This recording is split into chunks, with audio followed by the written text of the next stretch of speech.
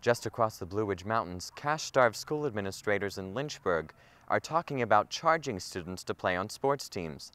That conversation about pay-to-play fees has made its way to the Rockbridge area, where school officials say they have considered the fees.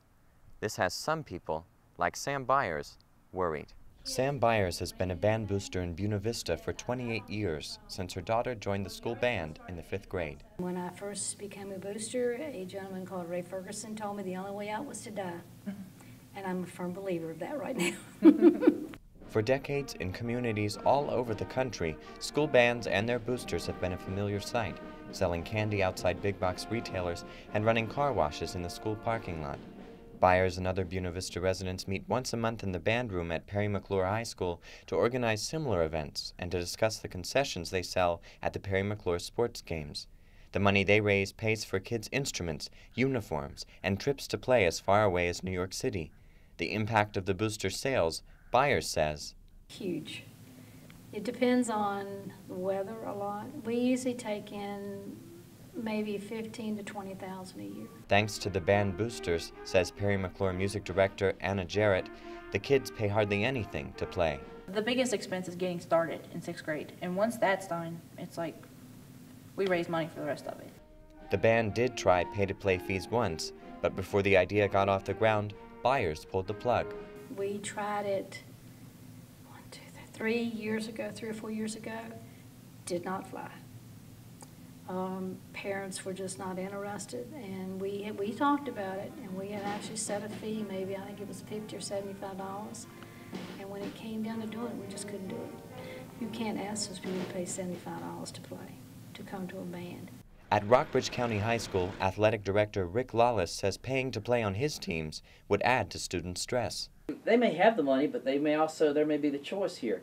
Do I put, if they got a vehicle, do I put, do I use this money to put gas in my vehicle to ride around or hang out with my friends, or do I play sport? The county school board funds sports at RCHS, but the money doesn't always cover all the expenses, so the school charges admission to athletic events. Lawless says that should be enough. At times you feel like you're nickeling and diming the parent, but we're not big at going and, other than admission, we're not big on going to the parents and saying, you need to provide this amount of money.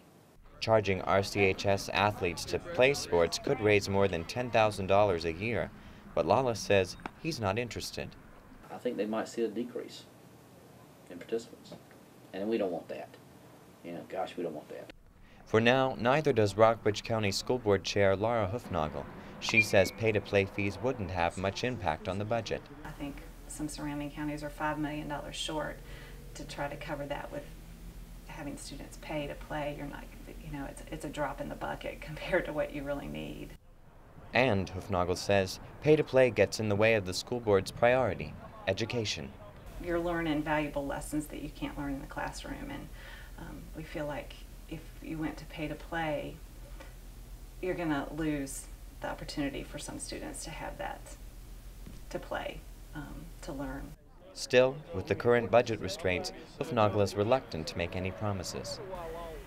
Hopefully it'll never come to that, but you never know. I mean, 4 years ago we wouldn't have thought we'd be closing schools, and here we are. Back in Buena Vista, Jared hopes the band boosters can keep pay-to-play away. Music's supposed to be fun, not a stressful thing. Music is a getaway, not a, oh my gosh, I don't have enough money to do this. For the Rockbridge Report, I'm Michael McGuire.